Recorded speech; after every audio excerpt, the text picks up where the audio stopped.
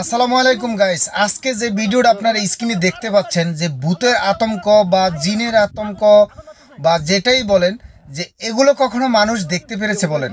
আমার দাদার কথা মুখের থেকেও আমি শুনতে পাইনি। আমার দাদা এখনো বেঁচে আছেন বা আমার দাদার বড় ভাইও বেঁচে আছিলেন, তার কাছ থেকে কখনো এই ধরনের কোনো জিনিস শোনা যায়নি। আর কখনো মানুষের সামনে এসে এই ধরনের আতঙ্ক করবে, এই ধরনের যারা আমাদের ভূত পেতনি বলেন বা অন্য অন্য যেটাই বলেন, এগুলো কখনো আমরা সামনে কখনো শুনতেও পাইনি, দেখতেও পাইনি, কোনো কিছু না। তবে ছোট বড় এবং সকল কাছেই একটা জিনিসই আমি বলবো যে এই ধরনের ভিডিও থেকে আপনারা সবসময় বিরত থাকবেন। কারণ এগুলো একটা গ্রুপ করে, ওনারা 5-6 জন গ্রুপ মিলিয়ে এই ধরনের ভিডিওগুলো আপলোড করে এবং এগুলো রাত্রেবেলা তারা বড় হেজাক লাইট দিয়ে বা বিভিন্ন আতঙ্কভাবে, আবার আপনার কিছু কিছু পেট্রোল ছোট ছোট বোমা রয়েছিল যেগুলো আগুন দিলে বা ছেড়ে দিলে ওগুলোতে আগুনটা ফাত করে আগুন ধরে যায়।